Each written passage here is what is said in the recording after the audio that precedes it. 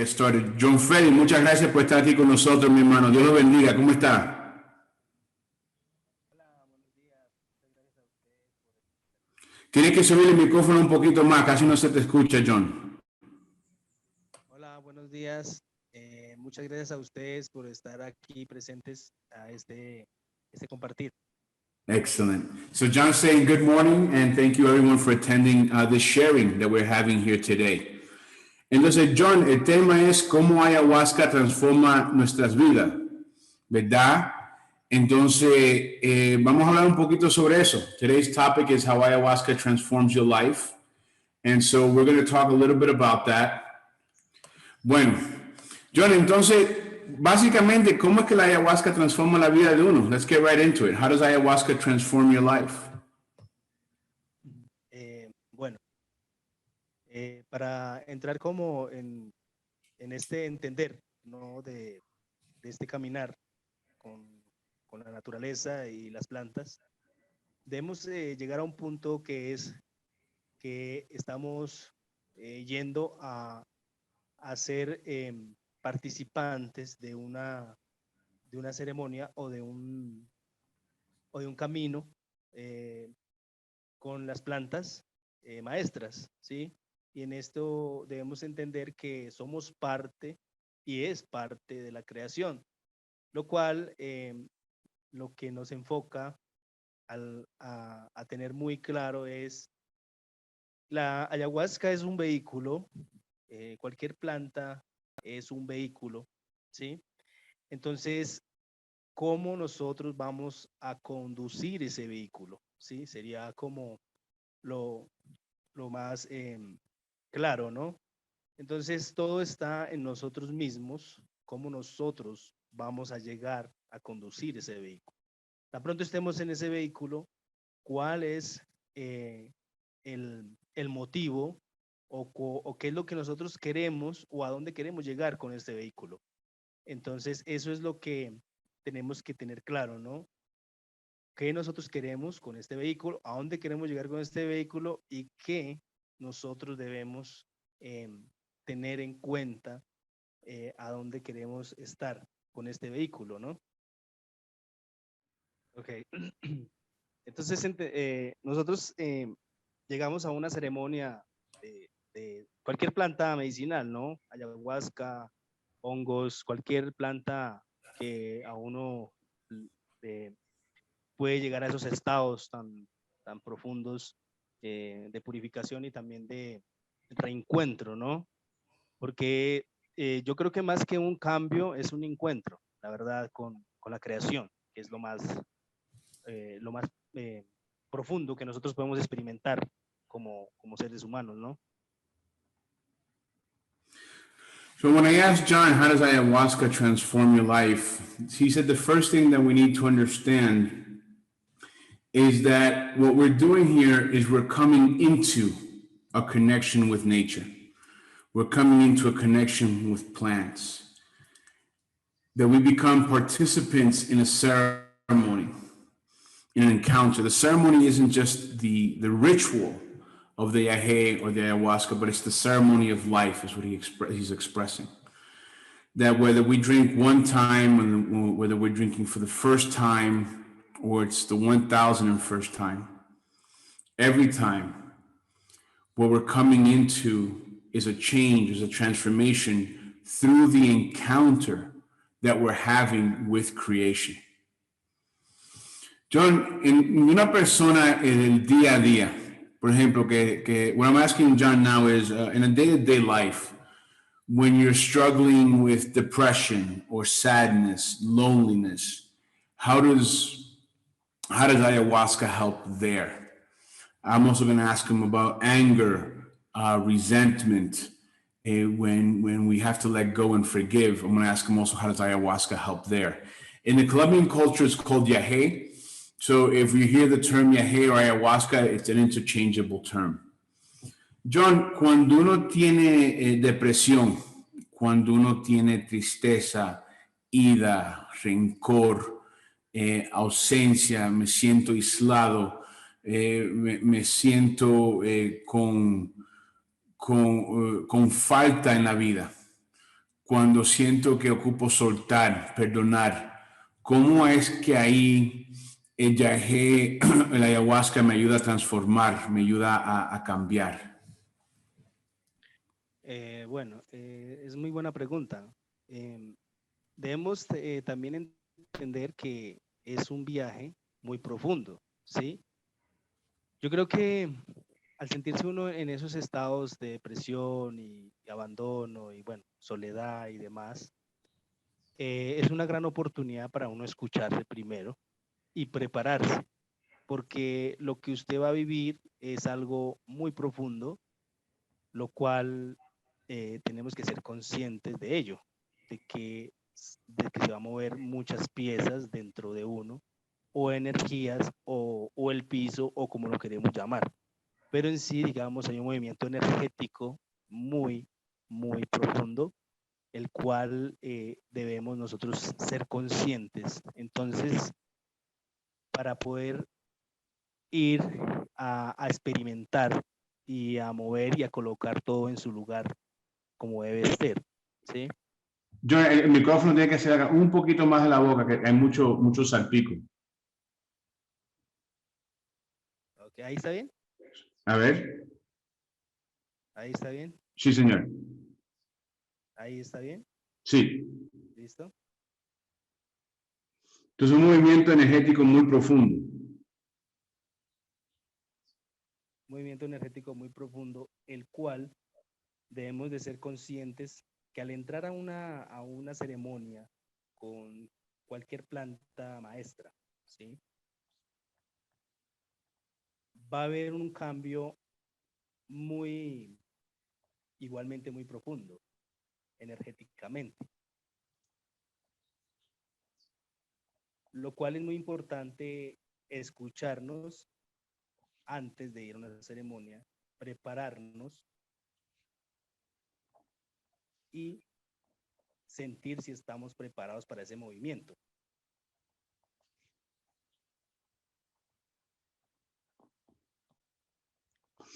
So when I asked the question to Jhon, when we're struggling or we're facing, like I said before, the question that I stated, the depression, anxiety, a loneliness, an anger, a need to release and forgive, how does the yahe, how does the ayahuasca help us in this moment in our life? How does it transform that situation?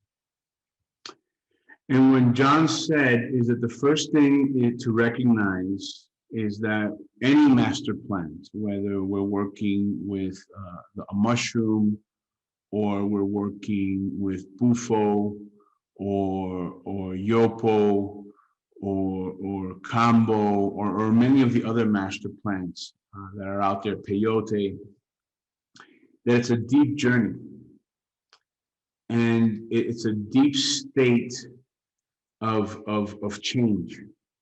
But before we take this journey, the what's recommended, the first thing that is recommended is that we first listen to ourselves.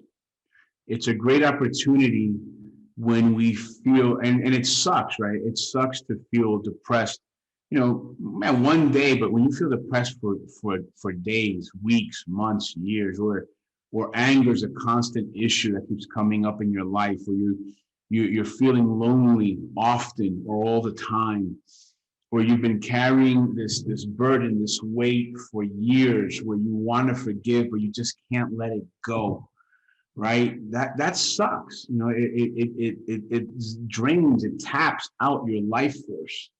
It leaves us lost, confused, foggy-headed. And yet, Jhon is saying that this is a great opportunity.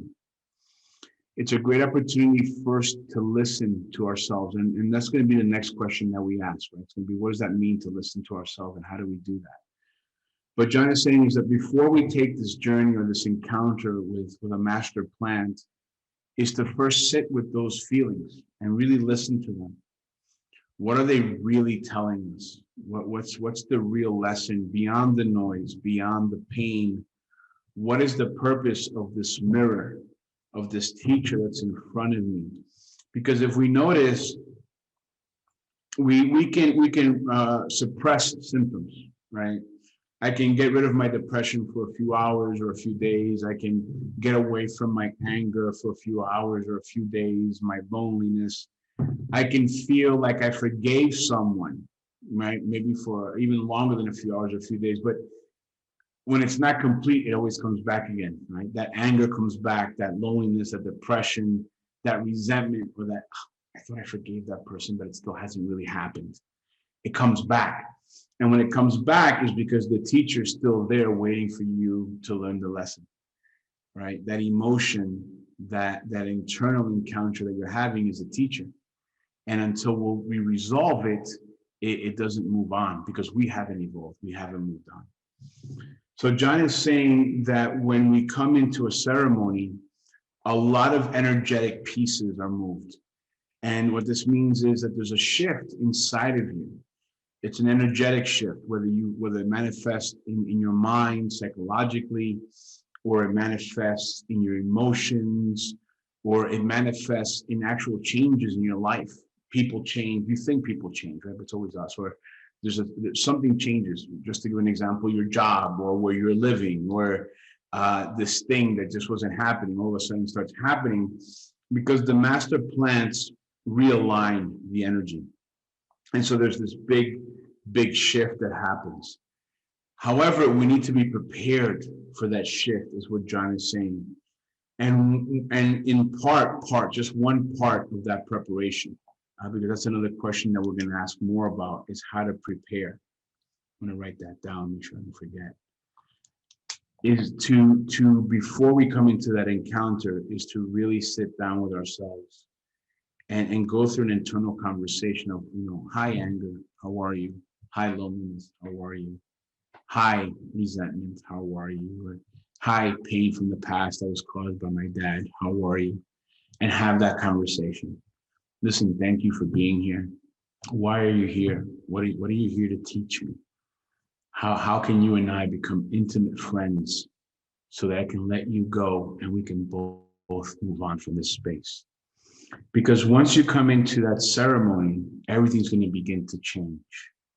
But if we're not prepared for that change, if we haven't taken the steps to prepare for the energetic shifts that are coming after the ceremony, then we haven't given ourselves the best opportunity to put ourselves in the best position to get the most from what the master plan brings to our life. Jhon, ¿estás ahí? Eso. Mi hermano, una pregunta. I'm going to talk to Jhon now about what does it mean to listen to oneself, and how do we do that? And then I'm going to ask him about the preparation. And again, if you had typed in a question in the chat before when we got disconnected, it got lost. So please go ahead and type it in the chat again, and we'll queue it up when we get to the Q&A in a little bit. Jhon, entonces la pregunta aquí es, ¿cómo es que uno se prepara? ¿Qué es lo que significa prepararse, escucharse uno mismo? ¿Verdad? ¿Qué significa escucharme y cómo es que uno se escucha? Bueno, todo, o sea, todo, absolutamente todo, pues para lo que es la tradición, es todo habla, ¿no? Entonces nuestro cuerpo habla, una reacción, nuestra mente, nuestros sentimientos, todo lo que nosotros somos como tal, estamos compuestos de lo mismo, de la naturaleza, la misma creación. Entonces, es un escuchar a diario, ¿sí? Como escuchar las aves, como escuchar el viento, como escuchar todo lo que representa la creación. Entonces, cualquier ruido que hay dentro de nuestro cuerpo, cualquier síntoma, todo esto, digamos, conlleva energéticamente algo. Entonces, es investigar, hacer un estudio. El estudio está en nosotros mismos, el escucharnos, el mirar, el observar cada movimiento y cada síntoma que nuestro cuerpo nos da el regalo de poder sentir. Entonces es el estudio, de decir, cuando llegamos a la planta, ¿sí? A cualquier planta, ¿ya? ¿Qué queremos nosotros? ¿Por qué venimos? ¿Cuál es nuestro propósito? y a dónde queremos llegar, ¿sí? Con, con esta oportunidad que nos da la creación para reencontrarnos, ¿sí? Con nuestros ancestros, la planta, la creación y toda esta inmensa, ¿sí? Oportunidad que el creador nos da junto con toda su creación.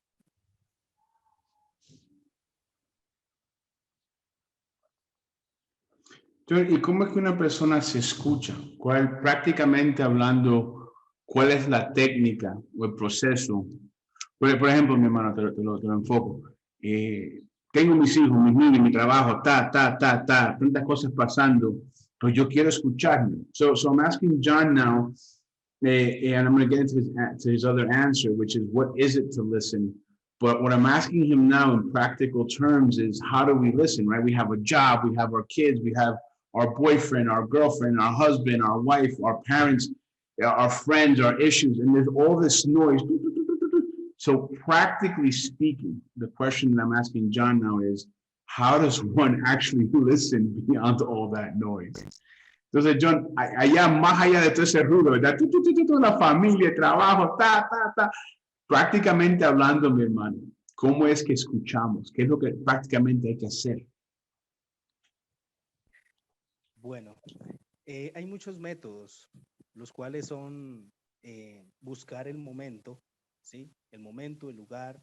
Yo creo que en cada uno hay un lugar, un cuarto, un espacio sagrado, en los cuales podamos nosotros tanto orar, tanto meditar, hacer yoga, ¿sí? Todas estas prácticas nos llevan al escucharnos a nosotros mismos, que es expandir la conciencia. ¿Mm? Ya también hay muchas oportunidades que la misma creación nos va enviando señales, las cuales debemos de sentirlas, porque yo creo que todos sentimos, bueno, me siento conectado con esto, no me siento conectado, voy a ir a este lugar, voy a vivir una experiencia de no sé cuántos y cuántos días, me siento preparado primeramente para llegar a ese lugar, ¿sí? Pero entonces hay que hacer el estudio día a día de uno mismo. Puedes estar en todo lo que sea, trabajo, familia, pero siempre dentro, muy dentro de nosotros, hay una voz que nos dice, te necesito, te necesito. Entonces ahí es donde necesitamos un espacio, ¿sí? Y lo cual formamos un hábito, el cual el hábito nos lleva a todo este encuentro, ¿sí? Con nosotros mismos y toda la creación.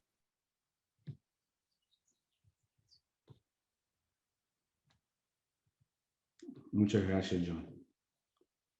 Okay, voy a traducir. So I'm going to start with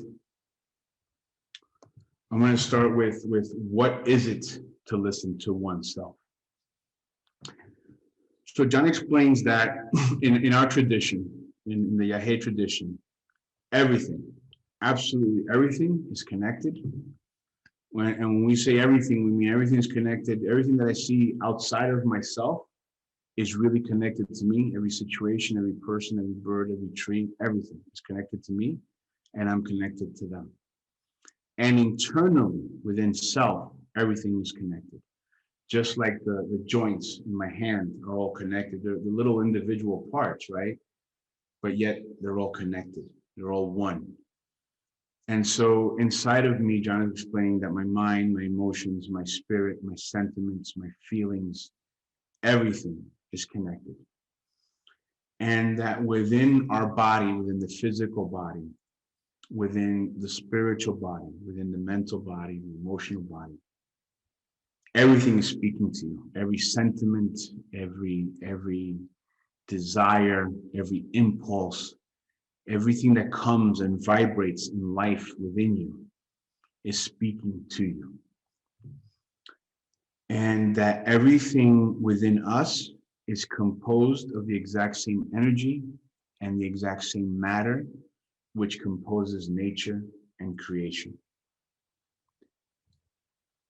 To listen to oneself is also to listen to the birds, to listen to the river, to listen to the wind, to listen to the rustling of the leaves, to listen to the crunching of the snow. Because nature and you are one, and you and nature are one. I So we're all one. So there's a constant dialogue within this whole living organism that's expressing itself. It does express itself for the collective, and it also expresses itself for the individual. So everything that's happening outside of you is speaking to you, and everything that's happening inside of you is speaking to you as well. When we have an opportunity, we can see that even the internal noise, the internal movements, the internal symptoms, the internal energy, and the external is a gift from the Creator for us to feel life, to value life. When we feel, let's just put in the terms of food. If I eat food that's not yummy, that's not tasty, right? Maybe it's old or wasn't prepared right, or it went bad, and I eat that. But then that reference allows me to appreciate a good meal. When I have what we call a bad day, it allows me to appreciate when I have a great day. So that contrast is a gift. When we are able to feel depression and come into happiness, we know the value of happiness because we had depression. When I feel anger and I come into peace and I feel the amazingness that peace brings into my life, I know its value.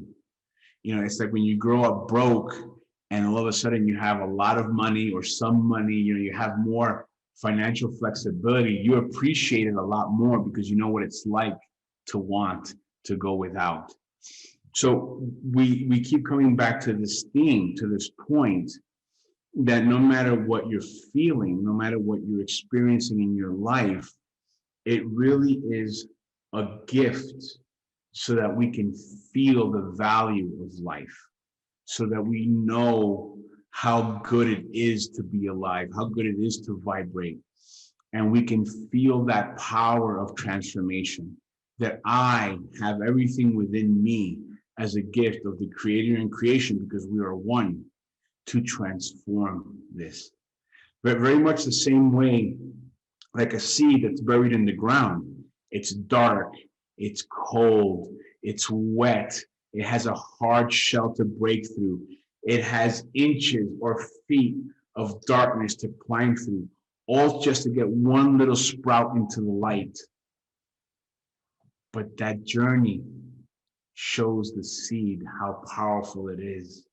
And then it becomes a blossoming bush or a tree that gives shade, that gives fruit, that gives a healing herb, that gives an aromatic flower, or brings beauty to the scene. But before it was able to give that gift, it had to empower itself, and it had to transform all that dense, dark, wet, cold, lonely energy into a journey into the light. And this is what brings us into the encounter with the plants, with any master plant. It is a part of our journey in that transformation from the dark, wet, cold center that we find ourselves sometimes in, and we journey to empower ourselves. We have an encounter with a master plant, whether it's ayahuasca or the mushrooms or the peyote or the San Pedro or the Congo, and then a transformation takes place. And one more little shoot comes into the light. Now, the journey doesn't stop there, but we have now found a path to self-empowerment. We have found one way to add onto our path of empowerment. So then I asked Jhon, well, listen, like I said before, with all that noise and, you know, have family responsibilities, duties, issues, what is the practical method for us to be able to sit down and listen to ourselves, to really listen to what's going on, what is the lesson, and what is my path to empowerment, what is my path to transformation? Because to be very clear, we never say that ayahuasca or yahe is the way. We're always very clear that it's just one door of many doors. And for some people, yahe and ayahuasca is their spiritual path. But for others, it is a supplement to their path. So for example, John and I, we like to do yoga from time to time. We're not yogis.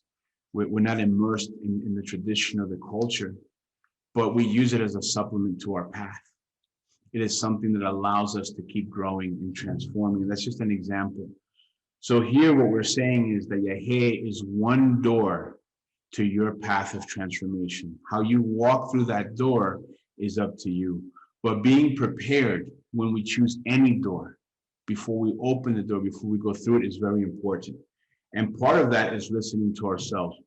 So the technique that Jhon recommended, he said, listen, there's many methods to find a connection or a hearing of your inner voice.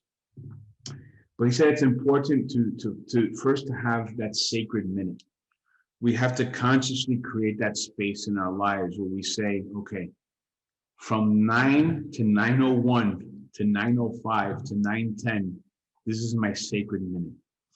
And here we find a place. It's good if it can be the same place, but if it has to be a different place every day, it's okay. Maybe one day I remember when I was working at a gym and it was just, the towels and it would get to be too much. I would go hide in the bathroom stall for about 4 or 5 minutes because it was quiet in the bathroom. So maybe that place for you right now is the bathroom. Maybe it's your car. Maybe it's your bedroom or your office, or maybe it's the basement. Maybe it's a closet where you put on a candle. But you find that space. You have to consciously, willingly say, this is my sacred minute. And then you sit in silence. If you know how to meditate or you have a meditative practice, that's a great moment to meditate. Maybe you do breath work to silence the mind. Maybe you do yoga. But what's important, if you don't have an established technique or a technique that you're familiar with that helps calm the mind, then you just simply make it a routine. From 9 to 9:05 to 9:10, this is my sacred minute. And you find a quiet space, because that sacred minute is an opportunity from creation for you to sit down, because nature is always giving you signals. It's always sending you a message. And the opportunity to sit down in that sacred minute brings you to a point where you can study yourself. Jhon is saying that one of the things that's really important is to do this every day, to build it as a habit. To build it as a habit that allows you to listen to yourself and to your creation on a daily basis. He also said that there's things that we're attracted to, the things that speak to us. Like I said before, to one person, maybe breath work, or maybe another person, qigong, another person, meditation. There's different things that we feel connected to. Maybe one person, I just like to sit in silence. I just like to sit in silence and observe my thoughts and not be attached to any of them, and just let them flow and flow until they're all gone, or they're exhausted, or there's a quiet moment when I can truly hear what my body's saying, what my spirit is saying, what is being asked of me from me, so that I could serve myself in the highest purpose. What signals, what messages is nature and creation bringing to me through myself, so I can transform into my greatest light? So I enjoy silence personally, but there's these many methods. I'm going to take a second here. I'm going to see if there's any questions. Let me see. So, okay, so there's a great question about pre-integration. Thank you, Mike. Mike is saying that the way that we set up pre-integration and post-integration is amazing. And so we're going to talk about that a little bit. If anyone else has any other questions, please drop them in the comments so that we can get to them for you, okay? Jhon, entonces aquí hay una pregunta, un comentario que hizo el hermano Mike sobre cómo uno se prepara antes de la ceremonia y la integración después de la ceremonia. So I'm asking Jhon a little bit, according to Mike's question or statement, a little bit about what is it to prepare before a ceremony, and what does the integration after a plant ceremony look like. Entonces, John, ¿puedes hablar un poquito sobre eso, mi hermano? Sobre la Sí, integración claro, de la preparación antes de la ceremonia sí, y cómo es después de la ceremonia, mi hermano. claro. Bueno, yo creo que la mayoría, la gran mayoría de acá, pues sabe que es vivir una ceremonia.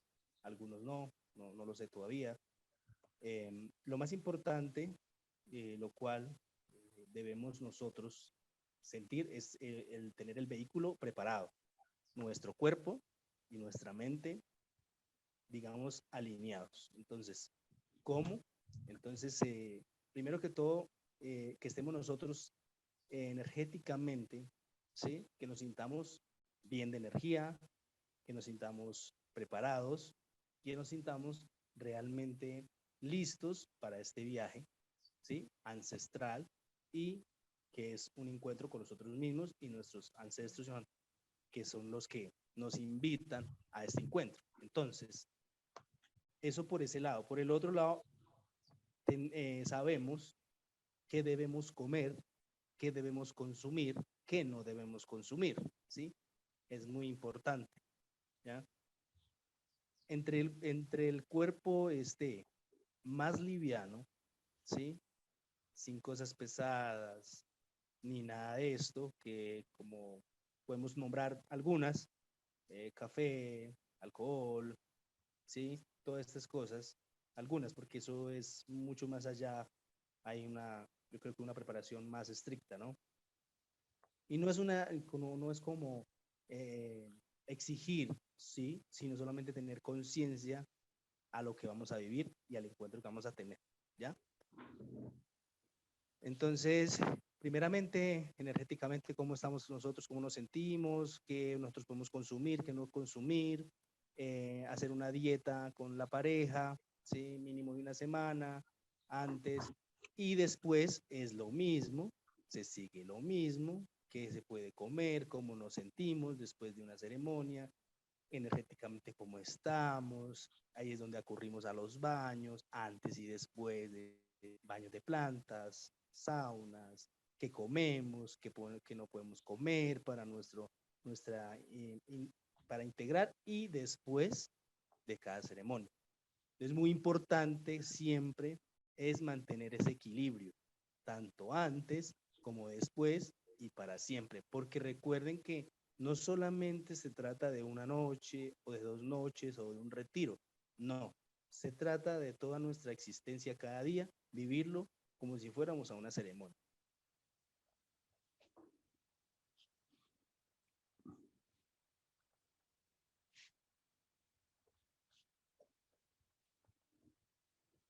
Muchas gracias, John.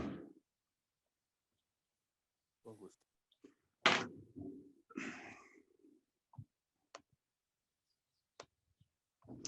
So when I asked John first about the preparation of going into a ceremony, what is the recommendation?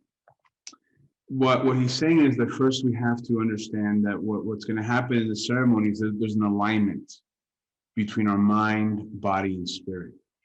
So the preparation for a ceremony is in all three. And again, like he said, it's not a demand. It's about having a consciousness of what we're about to live. We're going to live a transformation.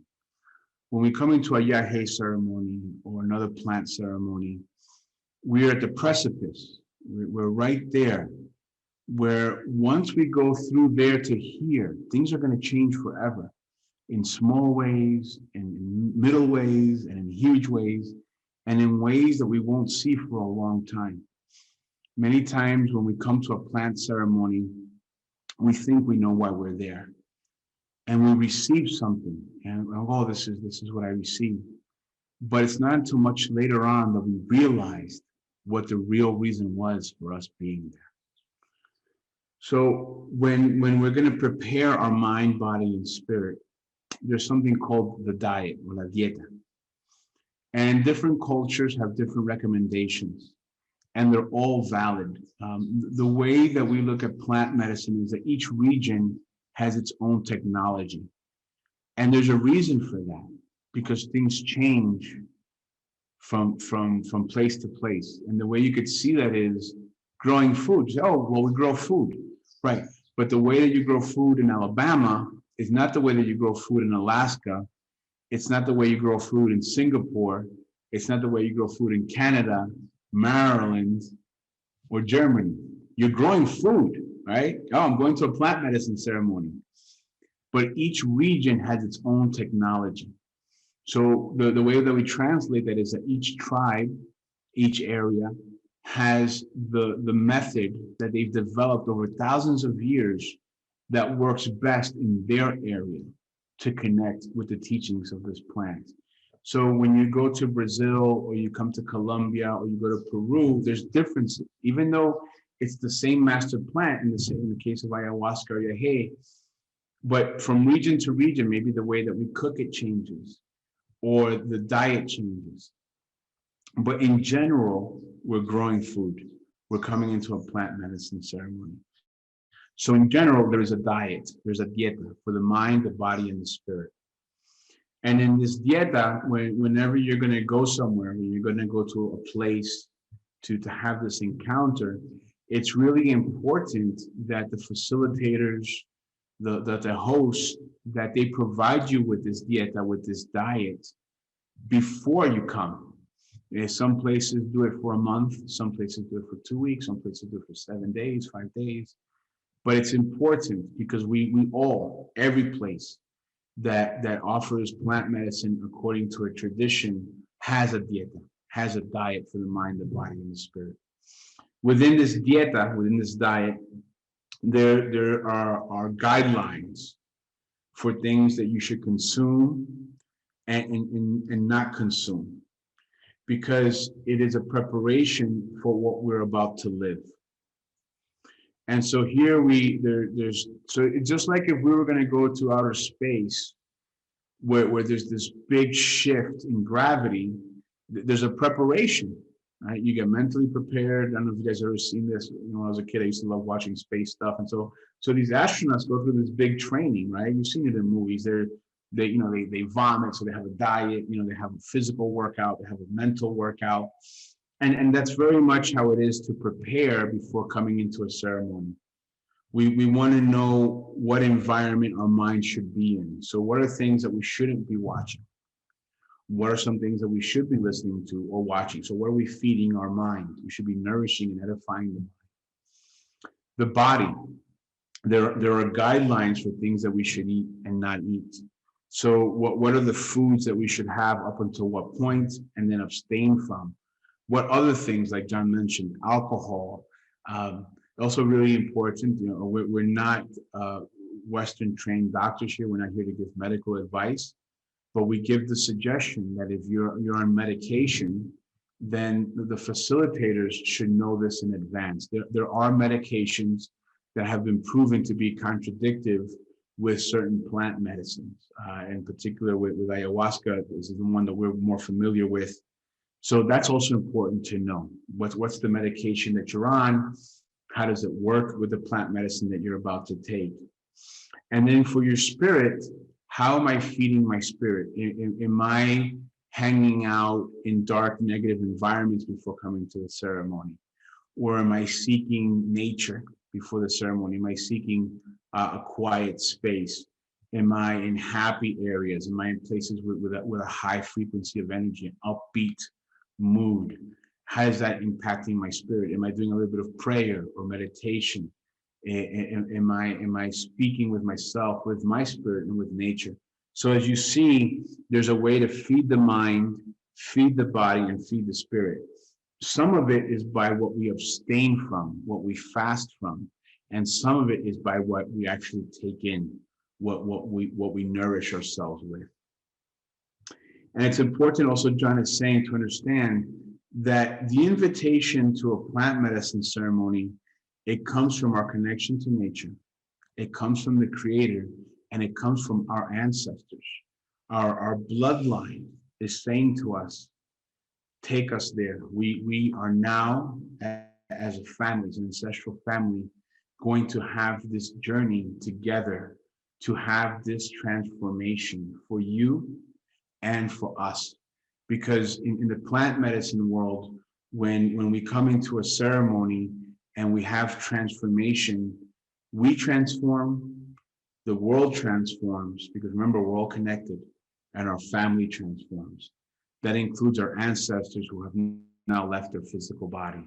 Through this transformation, we achieve what's called the healing of our family lineage. A very popular term now is ancestral trauma. So this is what we heal in a plant medicine ceremony. We transform that ancestral trauma into an empowerment, into something that no longer holds us back, but rather thrusts us forward with arms open into life. When I asked Jhon about the post ceremony, what does that look like? Again, all cultures have a post ceremony diet. There are guidelines for recommendations of where to be, what to do, what to eat. It's really important for us in our culture, in order to keep growing into the transformation that Yahe gives us, is to have an awareness of our environment. What environment, after I come out of ceremony, especially those first 30 days, what environment am I putting my mind in?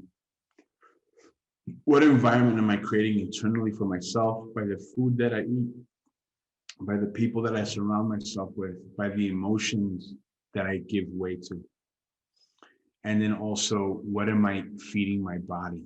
What's, did I leave ceremony and then immediately get drunk on alcohol, or go watch porn? And we're not judging. This is not judgment.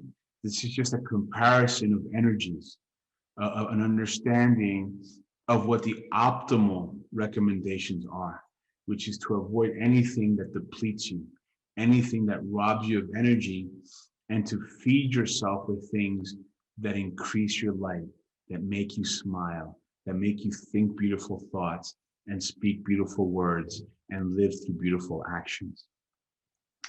Jhon is saying also it's really important in our culture is plant baths. We have, whenever we have a retreat or a ceremony, afterwards, we always give guidelines on how to use bitter plants and sweet plants to continue that transformation process.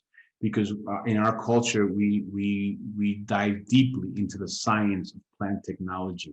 And then we bring this forward before and after ceremonies in order to continue that evolution, that expansion, that transformation. Jhon is saying that it's really important to realize that when we come to any plant, whether it's Yahe or another master plant, it's not about that one night or those 2 nights or those few nights that you were in ceremony. It's not about the retreat. It's about living every day of your life as a ceremony, because life is a celebration. Waking up and taking a shower, feeling the water over your body and the cleansing of your skin. Taking a moment to sit in silence and connect with nature, to connect with God, the Divine Mother, to connect with yourself. To feel the explosion of a fruit or a vegetable in your mouth, to feel the life that gave itself so that you can eat, whether it's a fish or poultry or meat. To feel the hand of your loved one. That is a ceremony, because one day it won't be here. One day we'll all be gone.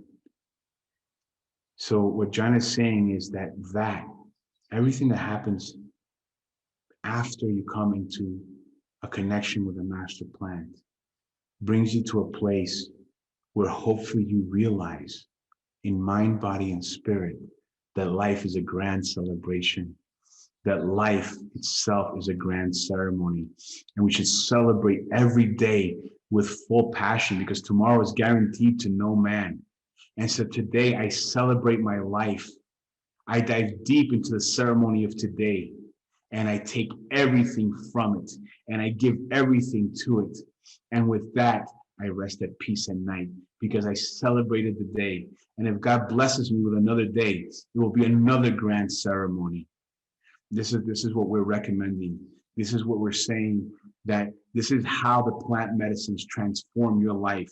It takes you from places of confusion, of anger, of despair, and it brings you to a place where you realize that every second is priceless and every moment is a celebration and every day is truly a ceremony between you and God and all of the cosmos.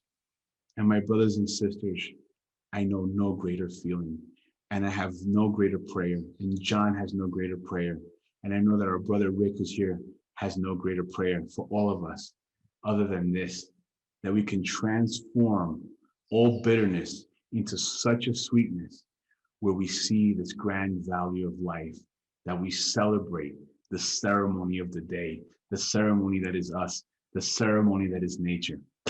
But I'm going to get off my soapbox for a second, and we're going to see what other questions we have here. Está bien, Jhon. Vamos a ver. Aquí tenemos unas preguntas. Sí, puede subir. David, John's also in a remote location, so when he gets too close to the mic, there's like a little bit of a pop. So, Jhon, vamos a ver cómo podemos encontrar un balance entre tu audio y ese sonido que está como un poquito molestoso. So, our brother here is asking, when someone sits with a master plant and nothing seems to be happening, there are no visions, nothing seems to change, is it possible it will activate at a later time? What does it mean when a sacred medicine seems to have no immediate effect on someone? This has happened to someone I know with mushrooms. So I'm going to translate that for Spanish to Jhon. Jhon, entonces aquí el hermano Pedro está preguntando, cuando alguien se sienta con una planta maestra, y aparentemente nada está ocurriendo, que no hay visión, nada parece cambiar, si es posible que se va a activar en otro tiempo, en otro momento más luego. Y también el hermano pregunta, ¿qué significa cuando no hay un efecto inmediato para una persona?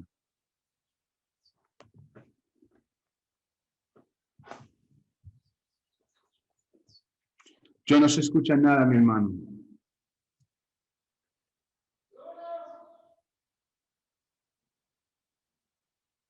A ver.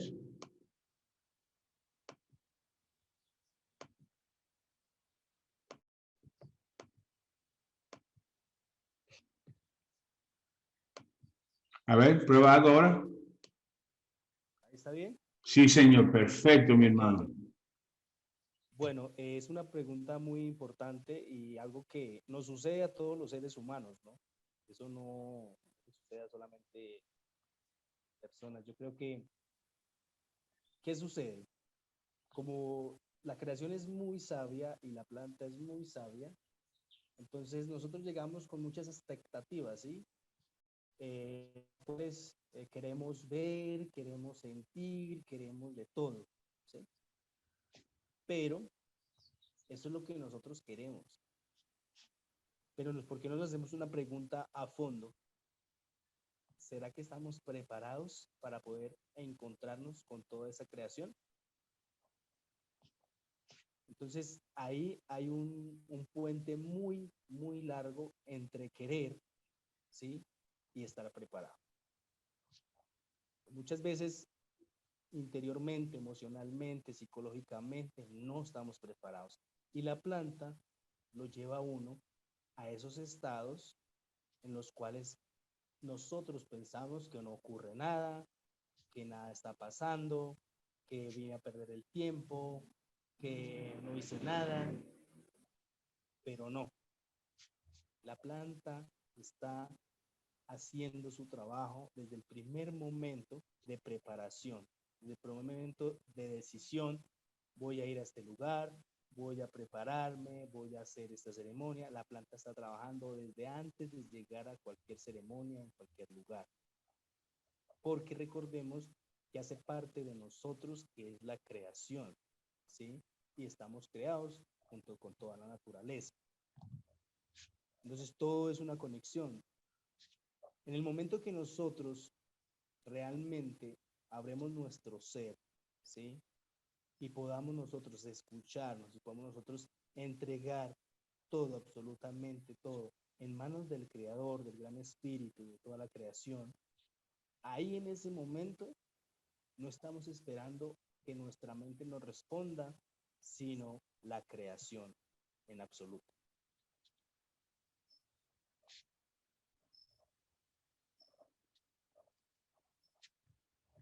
Muchas gracias, don Creación.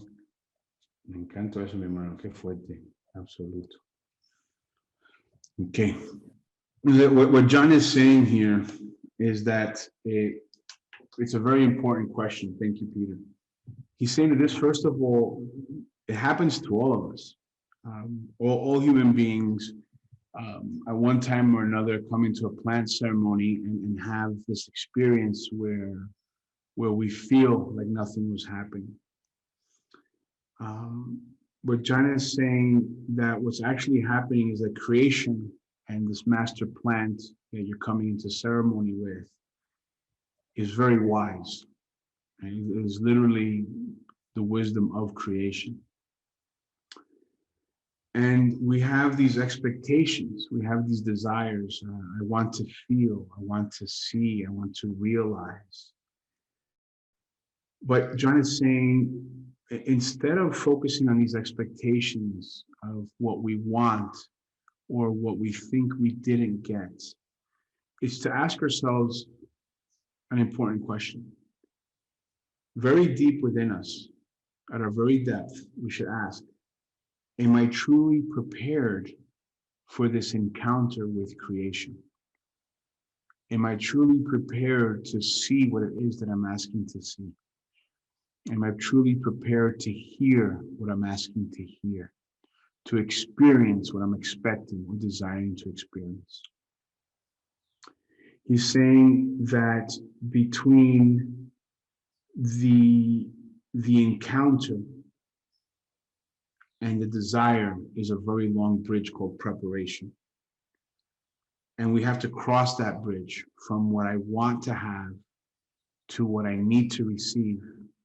I need to take that bridge step by step and prepare myself for that great encounter.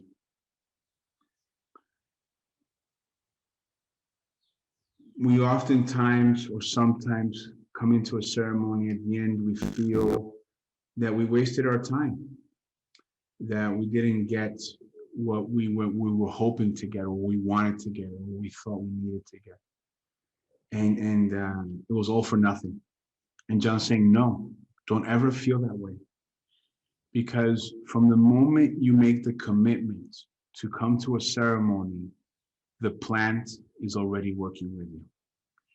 It's already moving things in your life as part of that healing journey. It's moving things in your life to prepare you. And many times, because we are all connected to this grand thing called creation, when you come into the ceremony, she brings you into a place where you do feel the despair of having received nothing. You feel the negativity of having wasted your time. But what she's doing there is flushing those sentiments out of your life, because you don't just feel them there in the ceremony. There's many things in your life that you have felt were a waste of time, or where you weren't treated the way you deserved to be treated, or you didn't get what you felt you deserved. And so these are sentiments that are living within us that are preventing us from receiving that great encounter through the plants, from coming into that great transformation through the plant path. So whenever you're sitting in a ceremony and you're feeling like nothing is happening, you have to realize that everything started happening even before you came into the ceremony. Jhon is saying that the place that we want to reach is a place where I am willing to surrender everything to the Great Spirit and to creation. where I am no longer in a place where I'm expecting to receive something, but I'm simply willing to receive the response that the Creator and creation have for me. We want to be in a place where we recognize that creation is absolute, that there's nothing to fear, that there is no lack, that everything is an experience, a perpetual experience in the evolution of our soul. When we can come to a place where with open arms and an open heart and an open mind, we release all our beliefs, we release all our expectations, all our perspectives, and just allow that space to be filled by the response of the Creator, then we will have that true grand encounter with creation. We're going to move on to the next question. So again, if anyone has any more questions, please just put them in the chat and we're going to get to them for you. Okay, Jhon, the next question here is, so many people are attributing their personal success in life to plant medicines. Why is this? What is being unlocked within or connecting them to that allows them to create, manifest, and protect their inner beauty within the outer world, into the outer world so much more effectively?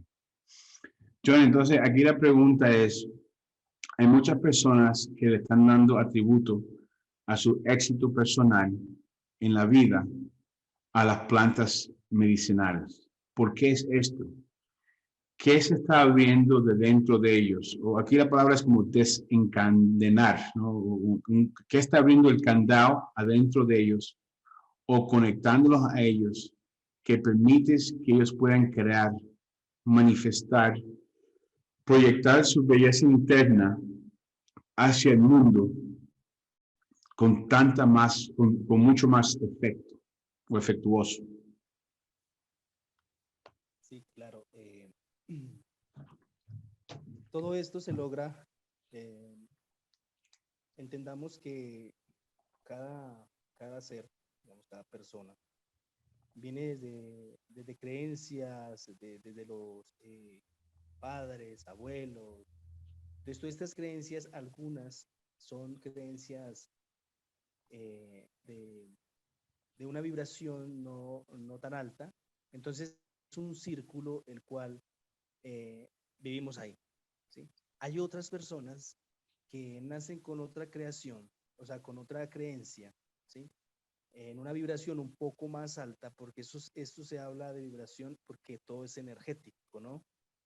Entonces, claro, al poder estas personas entrar a una conexión con la planta, con la creación y todo, se encuentran, ¿sí? Algunos nos toma años, algo otro nos toma simplemente un par de ceremonias, otros nos toca vivir el proceso diferente, pero cada proceso y cada enseñanza no significa que cada seamos mucho superior que otros, algunos menos, no. Solo somos que decidimos, ¿sí? Venir, ¿no? Y llegar a la planta, reencontrarnos desde una estructura diferente y distinta, pero todas son valiosas para el proceso de expansión de conciencia, ¿ya? Tan pronto estamos ahí, la recordamos, nos encontramos con la creación, pues empezamos nosotros a vibrar con ello, ¿sí? A vibrar, empezamos nosotros a hacer sentir que todo esto hizo parte de todo ese cambio de creencias, de la vida, de todo lo que existe, ¿sí? Y todo lo que nos espera y lo que queremos, digamos, que podemos llegar a lograr. Entonces, cada uno toma ese diseño, ¿sí? Eso lo tomamos en un momento que no lo recordamos, pero que lo tomamos, esa decisión de venir a vivir ese proceso, el cual cada uno es muy importante y muy sagrado para cada experiencia compartida, dependiendo donde vaya o donde esté.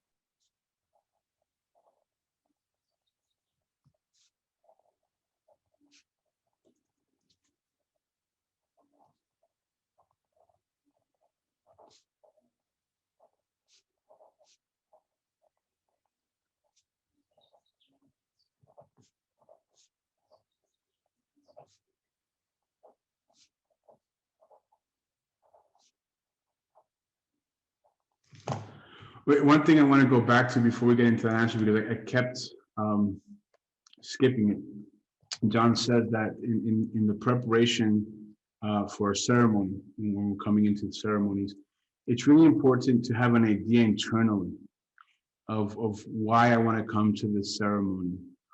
What is it that I want to heal from this ceremony, and where would I like to go in terms of my life? So what is it in my life that I want to release, that I want to heal, that I want to transform, and where would I like to see myself as a result of that transformation? That goes back to a previous statements. I just have the note here that I wanted to make sure that I clarified it for everyone. So in response to the most recent question about being able to manifest and how plant medicine transforms our life and allows us to achieve the success that we're seeking, however it is that we're defining success in our life. What is it about plant medicine that allows us to truly succeed, to truly live? Jhon is saying that all of this is achieved. However, each person achieves it in a different way. Why? Because it's all connected to our ancestors, to our mothers, to our fathers, to our grandparents, great-great-grandparents, and all the way back. Everybody's lineage, everybody's ancestral connection or line has a different vibration. And some of our ancestral lines don't vibrate at such a high energy. Other people's vibrate at a higher energy, but it's all energy. And we find ourselves in this ancestral circle of energy. As we come to the plant medicine, we're able to have an encounter that raises this ancestral energy. So many times in our life, things that we say that are good are happening to us and we don't know why, or things that we see as negative are happening to us and we don't know why.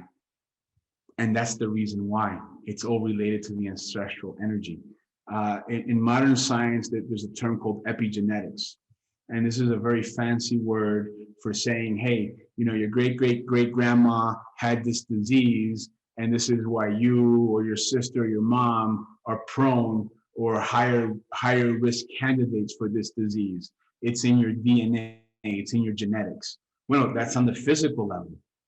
But if we look at the study of the science of life, there's a term called as above, so below, as below, so above.